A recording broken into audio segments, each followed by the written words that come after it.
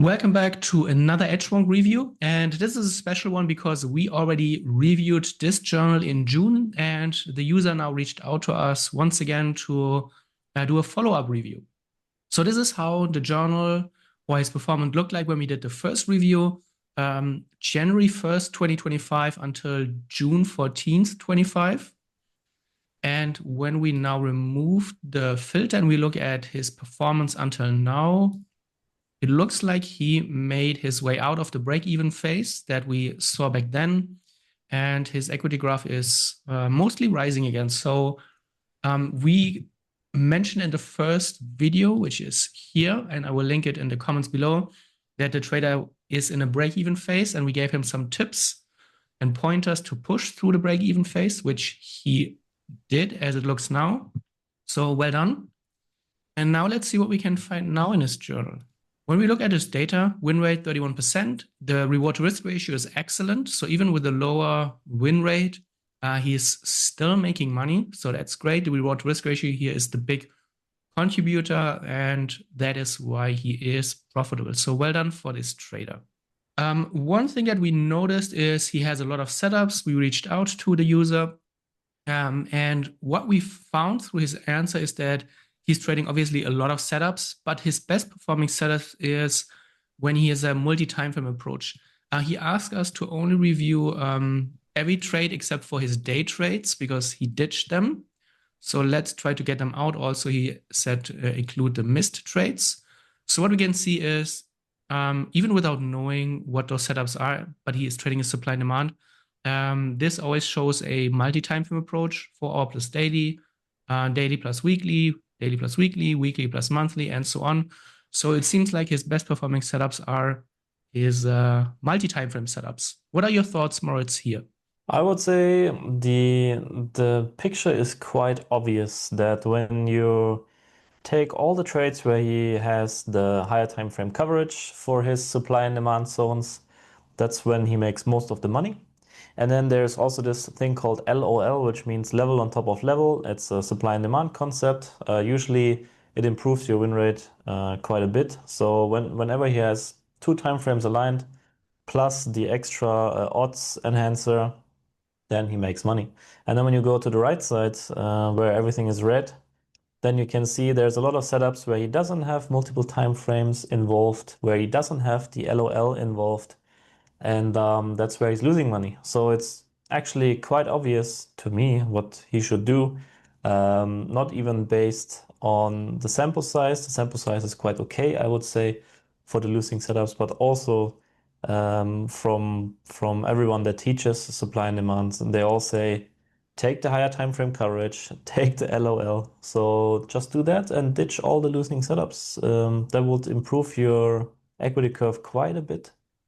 Yeah, and as we said many times, by freeing or by reducing your setups, it frees up a lot of mental capital, and you can streamline your process, which then has a lot of positive spillover effects into other areas of your trading.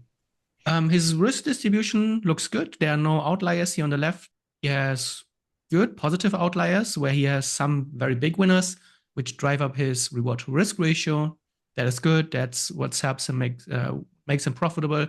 One thought could be here experimenting with even wider targets and other exit strategies. What do you think of that, Moritz?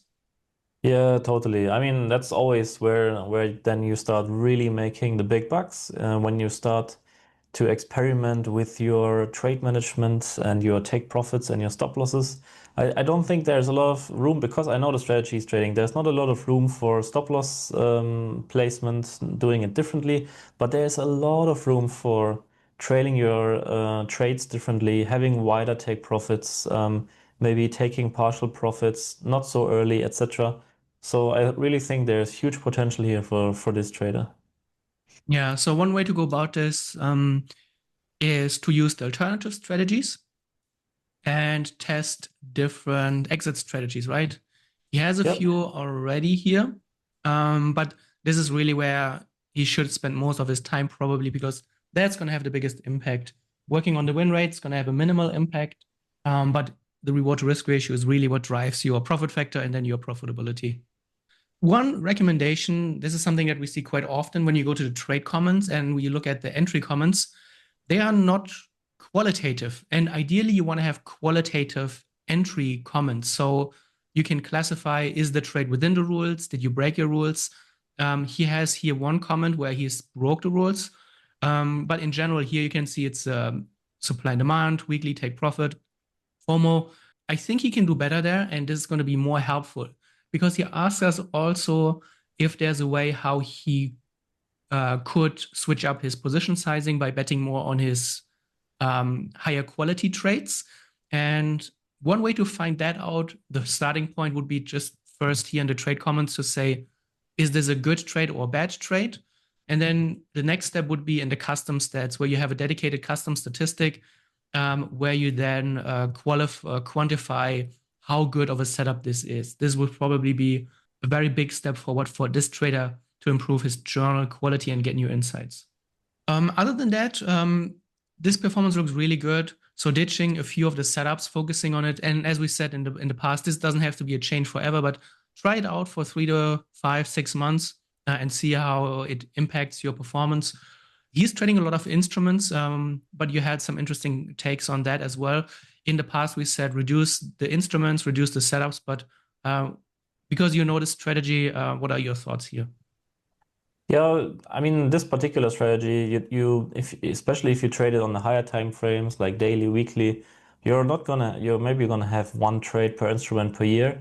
So to increase the trade frequency, you need to scan your list of instruments every day, and that list should ideally be probably 50 plus instruments.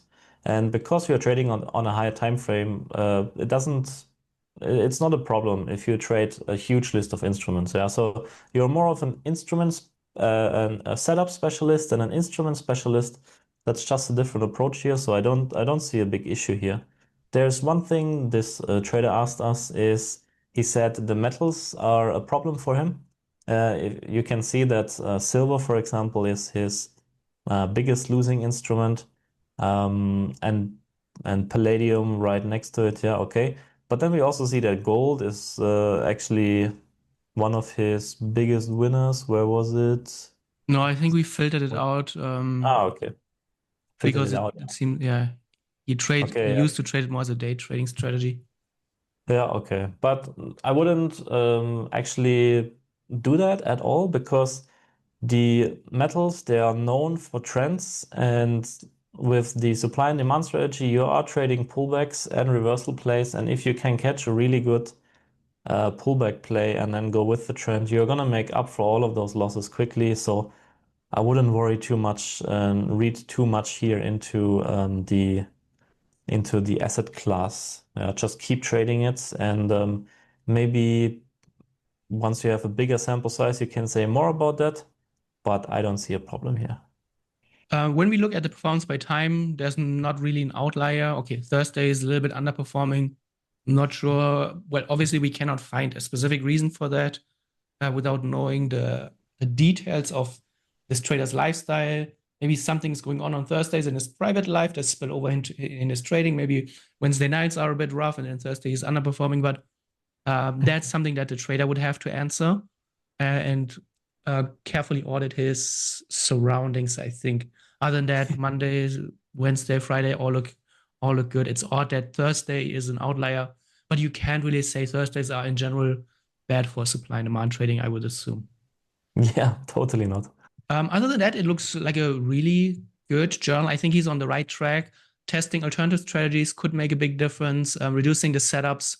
And interestingly, because when we talked before the review to the user, I gave him some questions, and he was already aware which his best setups were, so he knows where his focus should be. But I hope this Mm, video is a good reinforcement. It helps him.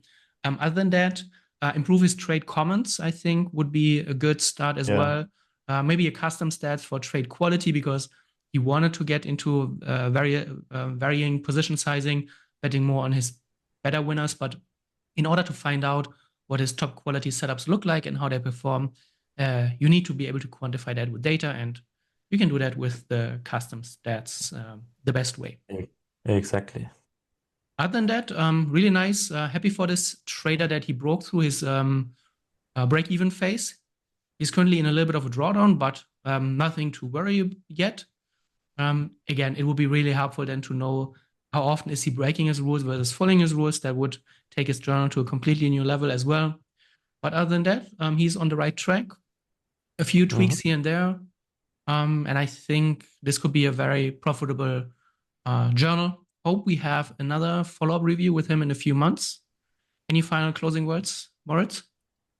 Well, I see a profitable trader here, and I see a lot of potential to the upside. I also see a trader that is quite self-reflected because, as he said, he already wrote in his email what his problems are, and he also wrote the solutions to them. Maybe he just wants the assurance from us that his proposed solutions are the correct ones, and I think they are. So he's on a really good track, building his confidence, his track record, his equity graph, his trading account balance. Fantastic. I love to see it. Yep, perfect. Hope to see another follow-up review with this journal in a few months' time. And we are excited to see what is this trader going to do in the future.